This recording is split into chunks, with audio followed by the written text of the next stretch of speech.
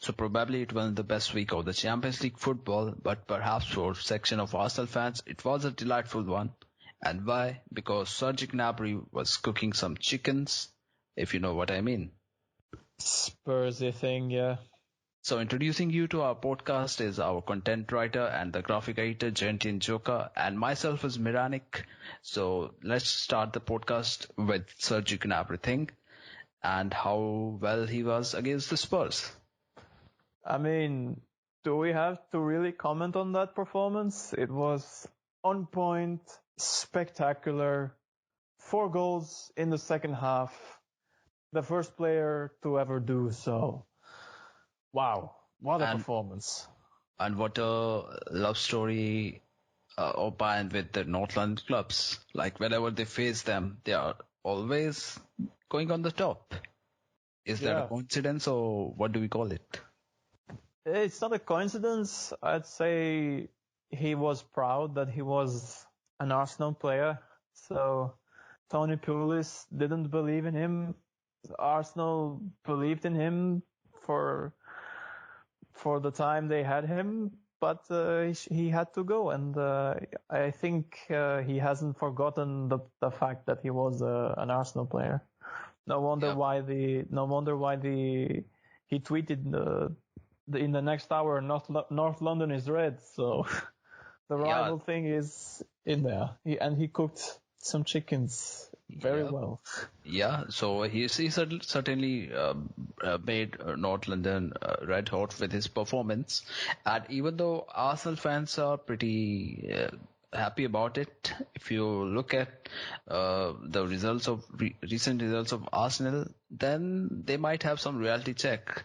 Like, of course, you can be happy about your ex-player doing well against your rivals, but you will have to look at the things how they are placed in reality of your performance of your club. Like, to being honest, Arsenal aren't performing to the levels they can with the quality of players they have in their squad. So I do think that they need to have some reality check, and Unai Emery is somehow caught up in the blue. Yeah, I mean, Unai Emery is doing some things wrong on Arsenal. So the tactics are correct at some point, sometimes not. Arsenal recently made a decision about their captain, which was Granit Xhaka, but he's not the main man to be the captain, because there are some players who can really deserve it, like Guendouzi, as recommended from Piers Morgan, or you can put Socrates as a captain, but I don't think Socrates would be that kind of captain.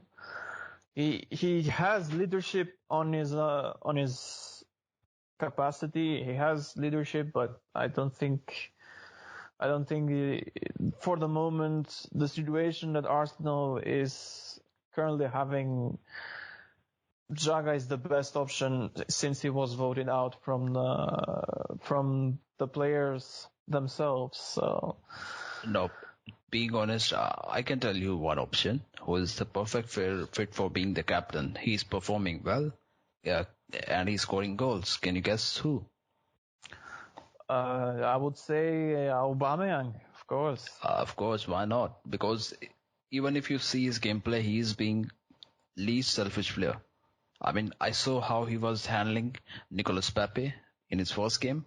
I mean, even in his second game, he was trying to make things for him. And it's poor on Pepe's part that he's not capitalizing on the occasions that he's getting.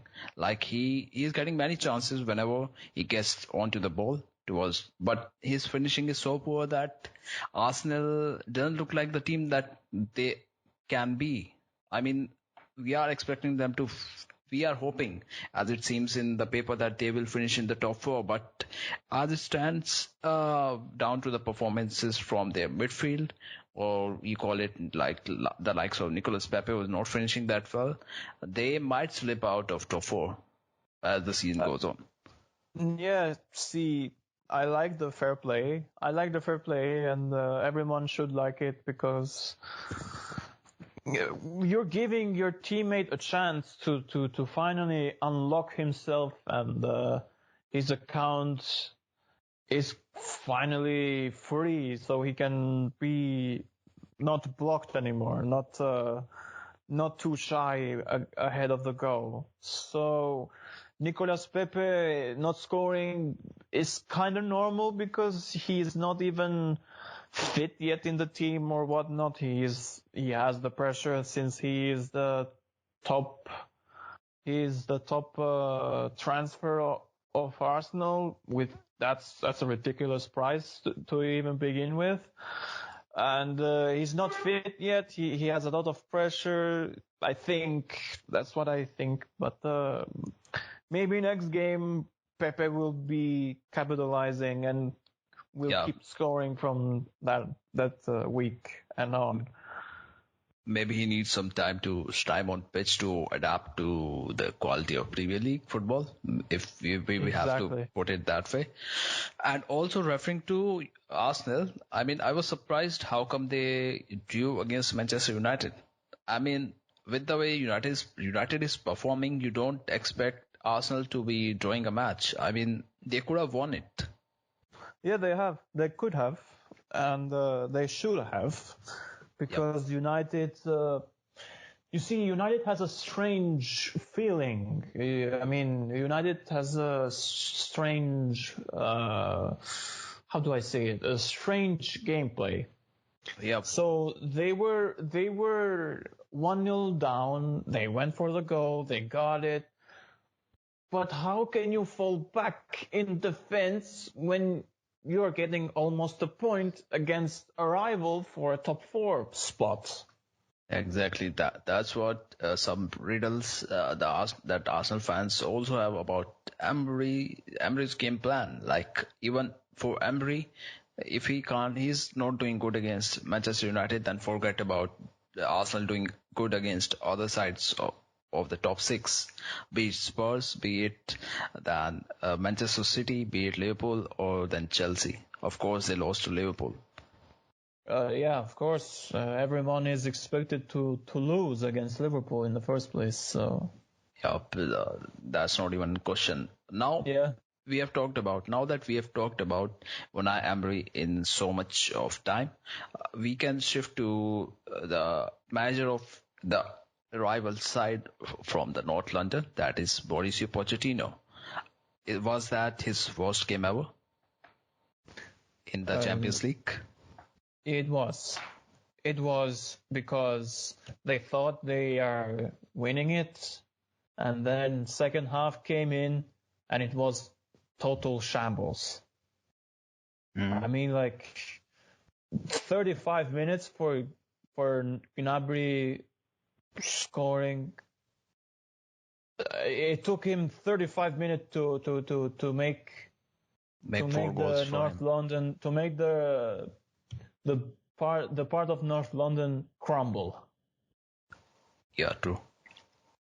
And I don't think Pochettino has any future by keeping Eriksen or keeping Dele Alli, keeping Wanyama, whatnot. They are proven players. Proven players on Premier League, but Eriksen should be going. I'm sorry. I have seen Eriksen for so many years now on that Tottenham side. He's not their best player. We all know that. He's not their best player. There is also one side attached to Spurs right now. I mean, we can easily spot it that their 4 or 5 players don't want to play for the club. I mean, it's surprising that they kept hold of them throughout the summer transfer window. But on the field, it seems like there is some tension between the manager and players want to leave the club. Exactly. Tottenham actually has the team, but not the coach. Yeah, but I mean, not the right coach. Even if the coach is right, I mean, with the signing of Ndombele, I mean, the players like Dele Alli, he's not getting the game time, and somehow Dele Alli, that's Dele Alli is, yeah, yeah. and that's disbalancing the performance of the club. Maybe if you can put it that way. Dele Alli is injury prone. Ericsson is not good enough. Sissoko, a try harder, still not good enough. Harry Winks, too young. Yeah, he has a great potential, but you can't see him He's too young. shining up right away. Why not put Lo Celso? You bought him on loan. Why not Fair enough. Why not Eric Dyer? Give him a chance. He's not getting game time. Why not? Yeah. I mean, maybe it has to do with some injuries that he picks sometimes. I mean, if you pick Eric Dyer and Eric Lamela, both are same kind of player when it comes to injuries. Often injured. Yeah, they are both injured, especially Lamela. Lamela has been injured for quite a long time, but surprisingly, he's performing the best I've seen him perform at Spurs this season. I mean, he's been consistent so far. It's the only season when Lamela is breaking his shell. True. Other than getting injured, this is the best we've seen so far from Eric Lamela.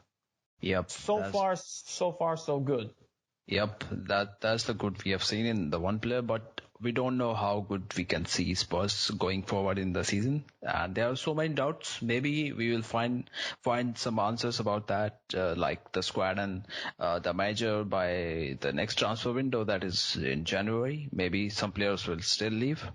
That's a long way to go, but we will have our answers in 2 months' time from now. So moving forward, moving to the another club from the London, that is Chelsea. So Frank Lampard is over the blue moon. Yeah, Frank Lampard is having probably his best time in managerial career.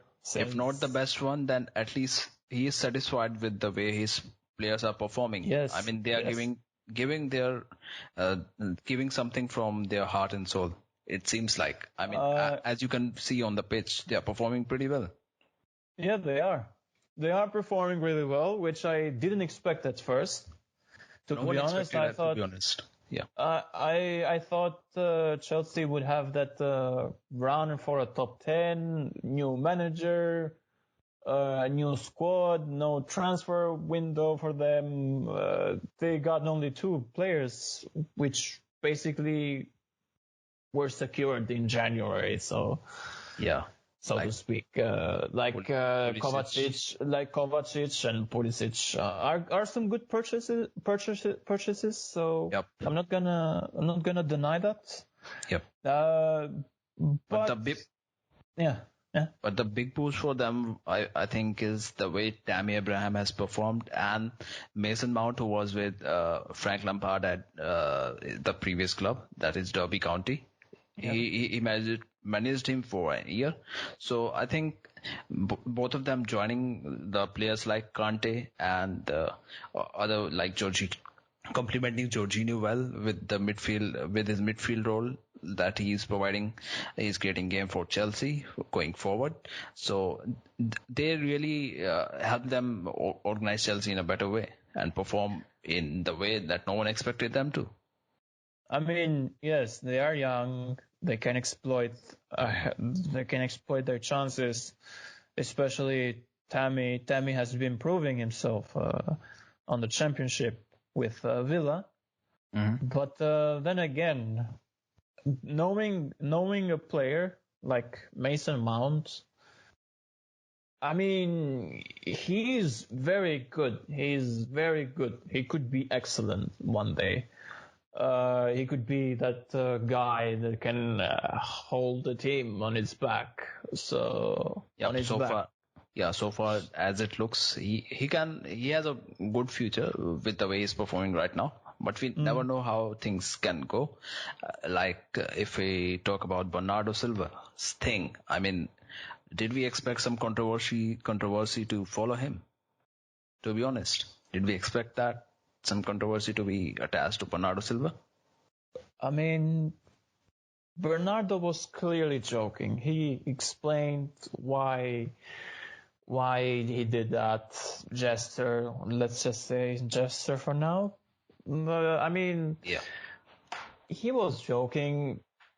I mean, if Mendy takes it well, I mean, why give the punishment in the first place? Because No, I will tell you why. Because as a public figure, you owe some responsibility. Like you don't do something which sends a bad message to society. On one hand, FIFA is going up with their what do you call it? With their punishment? No, not punishment. With their movement of say no to racism, and you being a player, you being a part of a big club, you being associated to FIFA, you being a professional footballer, you are sharing that joke online. I mean, if you want to share it, you can share it personally. That's the thing between two friends.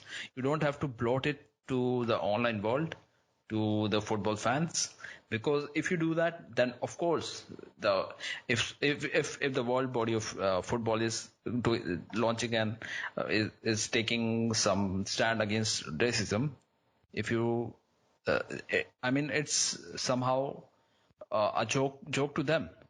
You are joking their movement against racism if you are posting such stuff online. That's what I feel. I mean, he felt it that way to post it online. Maybe because they don't have numbers. I mean, they don't have contact with each other, and he thought, oh look, let's just make a joke online. Maybe he will take it well. Maybe he will take it not. Maybe he will not take it well. But people are taking it way too seriously, man. I mean, they're taking it seriously, while it's a joke between two friends. I mean, if the punishment happens, fair enough. I mean, it's a sign of racism. Fair enough to them. They're doing the right part, but it's too harsh to give it when two close friends such as Benjamin Mendy and Bernardo Silva are together. Like, I mean, it's kind of fair if you say, but it's not fair since they know each other.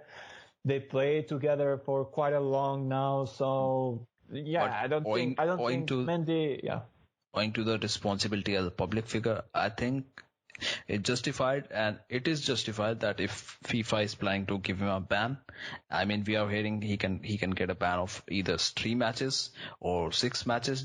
It depends. I mean, we are yet to get a verdict about that thing, how FIFA takes it.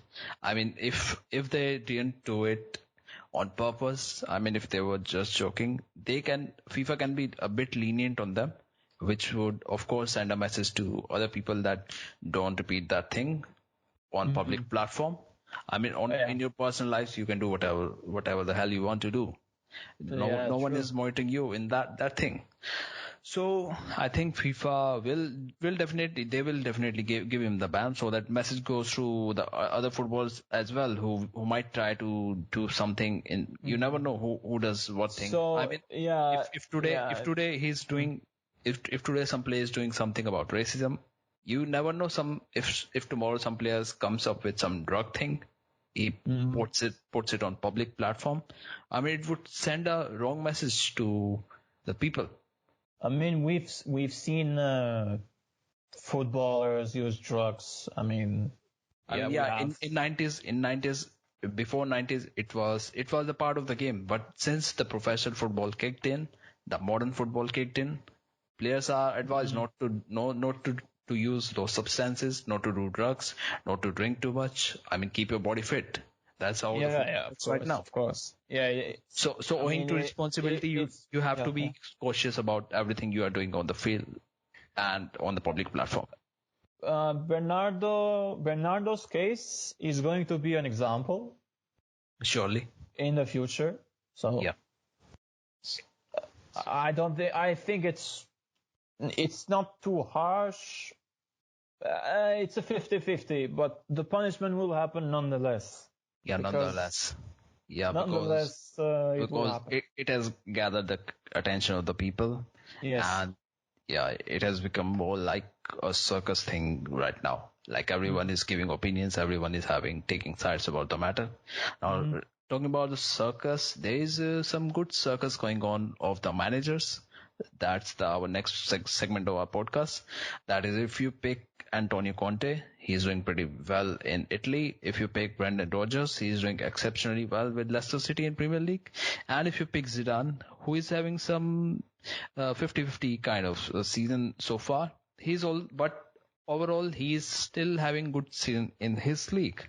So starting off from Antonio Conte, what a time he is having in Italy, where he just returned, even though he's not liking the atmosphere as he mentioned it, but he has won 6 out of the 6 games, and right now he's to play Juventus on Sunday. Yeah, it's past versus the future on Sunday. And His former side, Conte, Juventus. yeah, Inter is doing exceptionally well. I mean, I expected them to be on the title race, maybe second place, even third, because Napoli is up there as well. Conte is doing what he did with Chelsea in the first season. If you can compare it like that. Yeah, you can compare, because they have only conceded 2 goals. Defensively, they are looking pretty solid with the kind of formation Conte is using. And addition of Diego Godin, I mean, that's a steal signing, to be honest. I mean, Diego Simeone won't be too happy to see him performing there. Yes, they sold him for free. Yeah. So that's even worse. And Diego Simeone standards. Yeah, he was quoted saying something that he wouldn't have wanted him to leave. Recently, he said that. Oh, yeah. He wouldn't let him go because he was one of the main players on Atletico's side back in 2014, 2015. In every year he played for Atletico Madrid, he was there. Aggressive, tall, scoring goals scoring headers. I mean, he's an exceptional player, has brought experience, has brought aggression, has brought passion on the Inter side. Which seems sometimes too young, sometimes too old. Yep, and even if your side is having a rough phase, a guy like Godin, I mean, even if he's not a regular player for your side, he can fit in and he can definitely have an impact like you will not expect a player who is not a priority starter in your team, in your squad, to be making one. Although he's 35. Yeah. Exactly. The age is not a problem. Age is not a problem. You're giving experience to someone like Milan Skriniar. You're giving experience to someone like Stefan de Vrij. I mean, I personally feel they look so strong in that back three. They look strong. I mean, they have conceded only twice. Yeah. And that's some good sign for the future. I mean, even if you look at Atletico Madrid, they are not doing too bad without Godin, because they have just conceded four goals in their 7 matches. So I mean, of course, Atletico would have kept him, because right now they only have Jimenez and who is the other guy at Atletico defense? I forgot. Yes, and that guy, what was his name? Savic. Yeah. So even if any of those gets injured, I mean, having Godin as a starter would have definitely helped Atletico Madrid than having some other centre back that they have in their squad. So that's how impactful he is for the side. I mean, for Inter, definitely he's a good addition. The result is definitely showing. They have 6 wins in the 6 matches, and even though they lost against Barcelona recently in the Champions League, they performed really good in the away game at Camp Nou. Defensively, yes. Attacking wise, they should have scored. They should have scored more than once in that first half. Mm-hmm. They missed a clear chance with Sanchez. They missed a clear chance with Martinez. Although there is a controversy here and there for a penalty not given to Inter, while Barcelona scored the second goal. Firstly, there was a foul on Lautaro, and they did not check VAR or VAR. They did not check it. They did not check it, and Barcelona counterattack. Messi doing his thing, and found Suarez. Suarez scores a magnificent goal. But subbing Sanchez off wasn't a great move. I know you wanted the point, but it's not a great move. You need counterattack. With that formation, you are mostly counterattacking because it's 3-5-2. When you are 3-5-2, it's automatically a 5-3-2 when you're defending, and when you're attacking, it's 3-5-2. I mean, come on. I mean, you don't sub your good player when your team is leading by just a margin of 1 goal. Exactly. More so when you have given away the lead. I mean, if it's drawing 1-1, then definitely you shouldn't even think of substituting your best player on the pitch. I mean, Conte wanted only a point. At least a point. It's Barcelona. It's Barcelona. It's a big side. Let's just get at least 1 point. If we get 1 point, we move forward to Juventus on the weekend, and then let's see what happens there. I'm not going to predict that because it's a big game. It's Derby d'Italia. I'm not going to predict anything because right now it's going to be majestic. Yeah. And I mean, at the end, what did he get? Conte gets the same result which he got with Chelsea last time he visited at Camp Nou. Yes, he lost again. Yep, he again lost it, despite this time performing really well. So, but to be honest, Conte has really impressed everyone. I mean, no one expected Inter to be on the top of the Serie A table right now, but they are having 2 points lead as opposed to the defending champion Juventus, which is pretty good. And now moving on to the second manager that we have to discuss in this segment, that is Brendan Rodgers. What a time he's having. Brendan, wow. I have no comment. But seriously though, that side has been comfortable since 2016, since when they won the league. I mean, wow. I mean, Brendan has come in after Ranieri getting sacked, or after Ranieri getting sacked, after Shakespeare getting sacked. Rodgers comes in, brings a 4-1-4-1. Missed one name. And you missed one name in the middle. There was another manager. I'm not able to recall his name who was replaced by Brendan Rodgers, but he improved the standards of the club by taking them to the 3rd place right now. I mean, and Leicester right now lost just one game which they couldn't have lost, to be honest. Like, they lost to United with penalty being awarded to Marcus Rashford.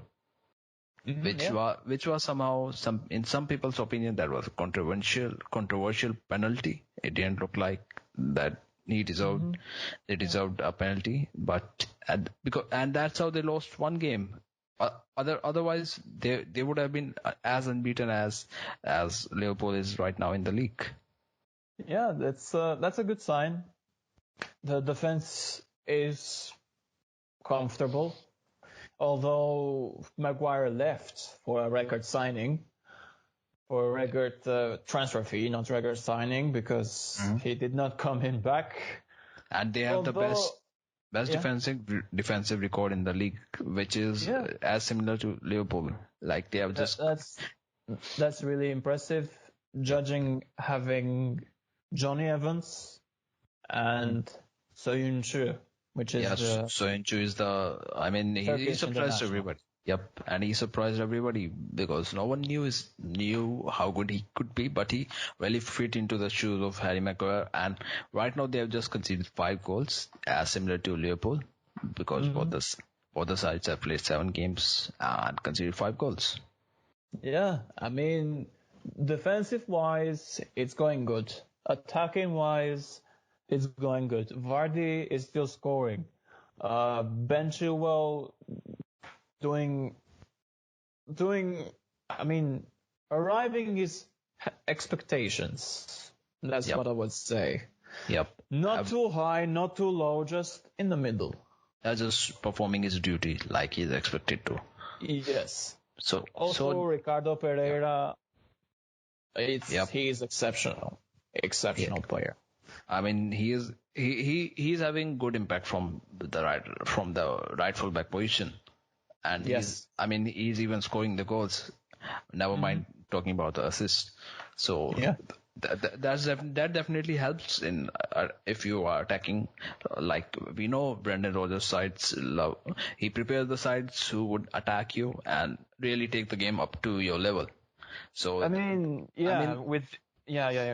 I mean, they defeated Spurs, and everyone saw how good they were playing. They were attacking the same way the Spurs were attacking, and they got better of the Spurs.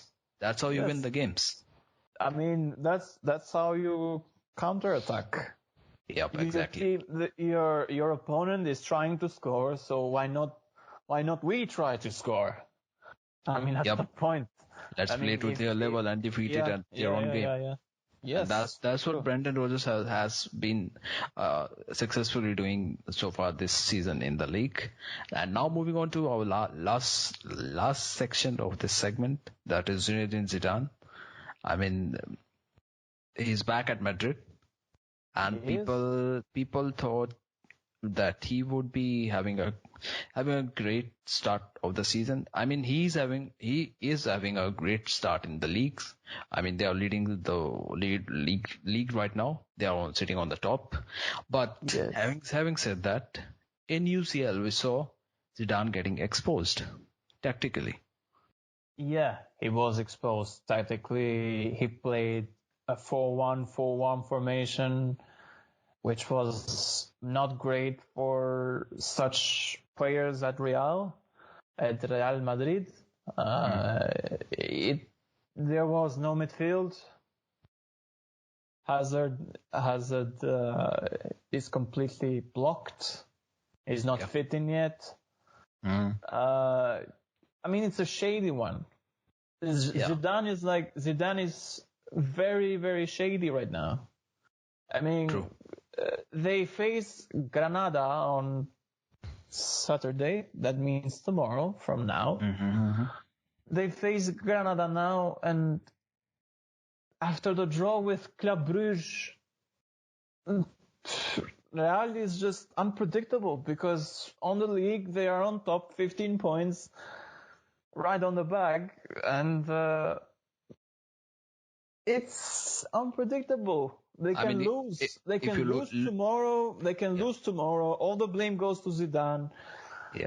And he will do well in Champions League. Then he will do bad in Champions League, and he will return back to La Liga and do well for a couple of games, and then go back, and it's coming forth.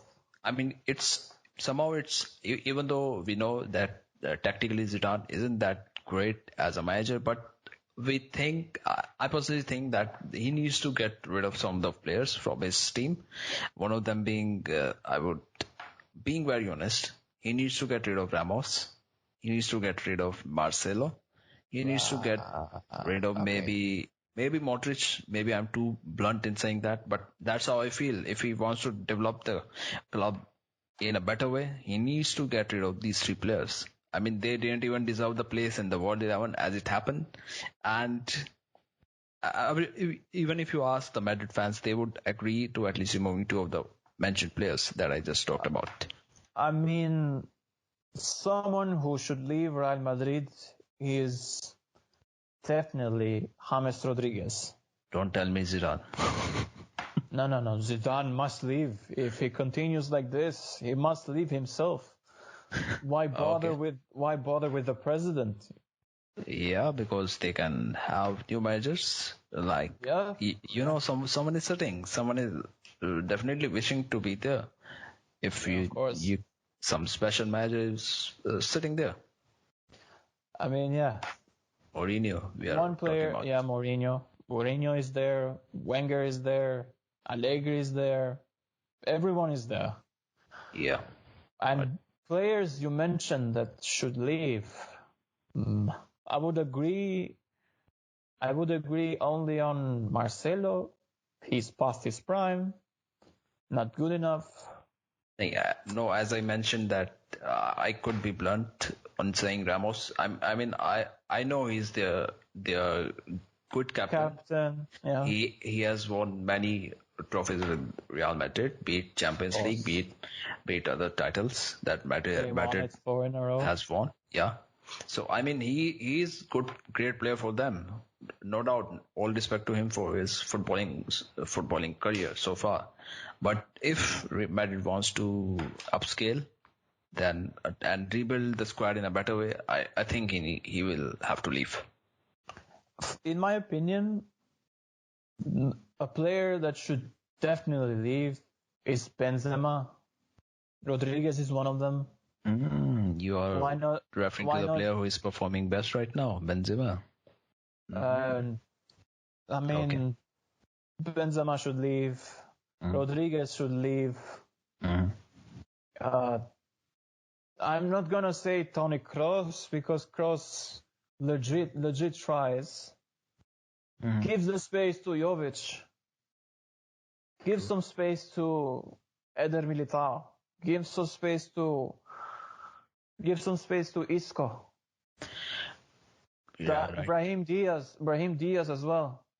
I mean, they have the good amount of depth, but they need to figure out a way to channelize it into a better performance on the field. That's what they are missing right now. And losing 3-0 to PSG in Champions League didn't help Madrid at all, because we also how tactically Zidane was exposed, and doing two club routes recently in the Europa in the Champions League definitely raise some eyebrows. Like they were about to lose the match, but eventually they drew it. They were 2-0 down, yes. Yep, and eventually they drew it, which is, I mean, Zidane must be having a good breath after the match, because that still keeps them in easy way in the Champions League groups. So right now Madrid are still in contention to move to the next round, but Zidane needs to figure the things out. That's all we can say. Right now Zidane should find the best module with his best players. There's no doubt. Right. And Ramos leaving, I doubt, because he's very important in that squad.